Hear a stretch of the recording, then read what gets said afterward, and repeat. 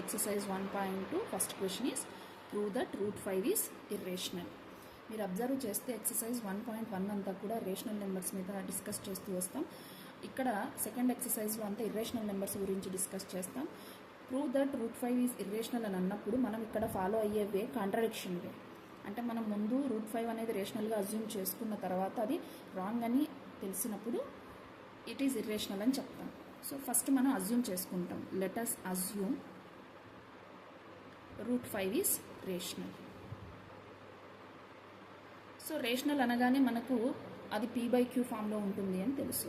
So ఇక్కడ నేను p/qకి బదులు a/b తీసుకుంటున్నాను. ఏదైనా తీసుకోవచ్చు, మీరు p/q అయినా తీసుకోవచ్చు, a/b అయినా తీసుకోవచ్చు. So root 5 is equal to a/b. ఇక్కడ మనం క్లియర్గా మెన్షన్ చేసేది ఏంటి అంటే ఏబిఆర్ కోప్రైమ్స్ అని మెన్షన్ చేస్తాం. సో కోప్రైమ్స్ అని మెన్షన్ చేస్తాం. అసలు కోప్రైమ్స్ అంటే ఏంటి మనకు ఒక క్లారిటీ ఉండాలి ఇక్కడ. ఎందుకంటే మొత్తం ప్రాబ్లం అంతా కూడా దీని మీదే డిపెండ్ అయి నడుస్తుంది. మనకి దీనివల్లనే మనం లాస్ట్కి మనం చేసింది రాంగ్ అని తెలిసిపోతుంది. కోప్రైమ్స్ అంటే ఏ అండ్ బీకి ఇంకా ఏ కామన్ ఫ్యాక్టర్ ఉండదు ఎక్సెప్ట్ 1 అనేది అఫ్ కోర్స్ అన్నిటికీ కామన్ ఫ్యాక్టర్గానే ఉంటుంది. ఇక్కడ ఏబీలు అనేవి కోప్రైమ్స్ అని మెన్షన్ చేశాను అంటే మీనింగ్ ఏబీలు ఏ నెంబర్తోనూ డివిజిబుల్ అవ్వవు ఎక్సెప్ట్ 1. సో ఇక్కడ maybe some squaring on both sides చేద్దాం. So root 5 whole square is equals to a/b whole square. Square root get cancelled. 5 is equal to a square by b square. So by b square here transposed and became as into b square is equal to a square. Let us consider it as equation 1. ఇక్కడ ఒక ఎగ్జాంపుల్ని మనం కనుక consider చేస్తే నేను 6ని 2 into 3గా రాయగలుగుతాం కదా. So ఇలా రాసినప్పుడు మనం ఏం చెప్తాం, 2 is a factor of 6, 3 is a factor of 6. Factor అంటే ఈ నెంబర్ దాన్ని డివైడ్ చేస్తుందనే కదా. అంటే 2 divides 6 as well as 3 divides 6. ఒక ప్రోడక్ట్ని దాని ఫ్యాక్టర్స్ డివిజిబుల్ చేస్తాయి, అది వ్యాలిడ్ రీజనే కదా. ఇప్పుడు మీరు ఇక్కడ గమనిస్తే 6ని 2 into 3గా రాసావు. ఇక్కడ నువ్వు ఏ స్క్వేర్ని ఎలా రాస్తున్నావు, 5 into b స్క్వేర్ అనే కదా రాస్తున్నావు. అంటే 5 is a factor of A square అంటావు, b square is a factor of A square కదా. మరి ఫ్యాక్టర్స్ అయినప్పుడు అవి డివిజన్ చేస్తాయి కదా. So we can conclude that 5 divides a square. So 5 divides a square.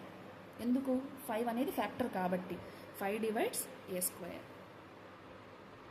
5 అనేది ఏ స్క్వేర్నే డివిజన్ చేసినప్పుడు ఏని division చేస్తుందిగా, 5 divides A. Okay, so 5 divides a square, then definitely 5 divides ఏ.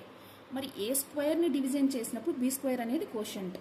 ఇక్కడ మీరు గమనించినట్టయితే 5 డివైడ్స్ ఏ స్క్వేర్ అన్నప్పుడు బీ స్క్వేర్ కోషంట్. ఇక్కడ 2 డివైడ్స్ 6 అన్నప్పుడు 3 కోషంట్గా మిగిలిపోతుంది. ఒకవేళ నువ్వు 3 డివైడ్స్ 6 అంటే 2 కోషంట్ అవుతుంది. So 5 divides a square, the quotient is b square. మరి 5 డివైడ్స్ ఏ అన్నప్పుడు డెఫినెట్గా వేరే కోషంట్ ఏదో ఉంటుందిగా. So 5 divides A, then here some quotient c will exist.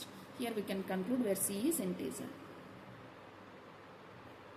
Any integer we can take. So ఇక్కడ జాగ్రత్తగా గమనించండి, 5 డివైడ్స్ ఏ స్క్వేర్. 5 అనేది ఏ స్క్వేర్ని డివిజన్ చేసినప్పుడు బీ స్క్వేర్ అనేది కోషంట్ ఉంది. ఇప్పుడు 5 అనేది ఏని డివిజన్ చేసినప్పుడు ఏదో ఒక కోషంట్ వస్తుందిగా, దాన్ని మనం సిగా కన్సిడర్ చేస్తున్నాం. ఇప్పుడు నేను మళ్ళీ దీన్ని squaring on both sides apply చేస్తున్నాను. 5c whole square is equal to a square. So ప్రోడక్ట్లో 5 and c అనేవి ప్రోడక్ట్గా ఉన్నాయి కాబట్టి మల్టిప్లై అవుతున్నాయి కాబట్టి స్క్వేర్ అనేది ఇండివిజువల్గా అప్లై చేస్తాం. 5 square c square is equal to a square. 5 square value 25, c square is equal to a square. Here I will consider it as equation 2. So once observe equation and 2. Here RHS is a square, here also RHS is a square. RHS equal అయినప్పుడు LHS కూడా equal అవుతాయి. అంటే 5b square is equals to 25c square అవుతుంది. ఎక్కడి నుంచి, from equation 1 and 2 నుంచి. ఇప్పుడు into 5 that side transposed and became as by 5 means cancellations we have to do. 5 1s 5 5s. So b square is equal to 5c square. మళ్ళీ ఇక్కడ ఒక్కసారి మనం factors గురించి మాట్లాడితే 5 is a factor of b square, c square is also factor of b square. ఎందుకు, ఈ రెండింటిని 5ని సి స్క్వేర్ని మల్టిప్లై చేయడం వల్ల బీ స్క్వేర్ వస్తుందనే కదా మీనింగ్. సో మల్టిప్లై దేన్ని చేస్తున్నామో అవే కదా factors. So 5 divides b square. మరి 5 అనేది బీ స్క్వేర్ని డివిజన్ చేసింది అంటే బీని కూడా డివిజన్ చేస్తుందిగా. సో మీరు గమనిస్తే ఇక్కడ చూడండి, 5 డివైడ్స్ ఏ అని చెప్పాము, 5 డివైడ్స్ బి అని చెప్పాము. అంటే 5 divides both a and b కదా, 5 divides both a and b. ఇప్పుడు 5 అనే నెంబర్ ఏని బీని డివిజన్ చేస్తోంది అంటే అది కామన్ ఫ్యాక్టర్ అయినట్టే కదా రెండింటికి. కానీ ఇక్కడ చూడండి మనం ఏమనుకున్నాము, ఏబిఆర్ కోప్రైమ్స్ అనుకున్నాం, అంటే వాటికి ఏ కామన్ ఫ్యాక్టర్ ఉండదు అని తప్ప అనుకున్నాం.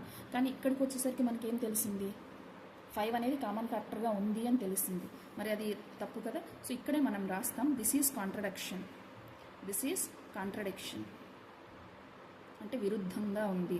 దేనికి విరుద్ధంగా ఉంది, మనం ప్రీవియస్గా ఏబీలు కోప్రైమ్స్ అనుకున్నాం కదా, దానికి ఇది విరుద్ధంగా ఉంది అని రాస్తాం. This is contradiction to ABR coprimes, ఇది విరుద్ధంగా ఉంది మనం ముందుగా ఏబీ కోప్రైమ్స్ అనుకున్న వాటికి. So our assumption is wrong. So మనం అజ్యూమ్ చేసుకున్నది తప్పు. So our assumption is wrong. ఏం అజ్యూమ్ చేసుకున్నాం మనం స్టార్టింగ్లో, √5 ఈజ్ రేషనల్ అని అజ్యూమ్ చేసుకున్నాం కదా, అది రాంగ్.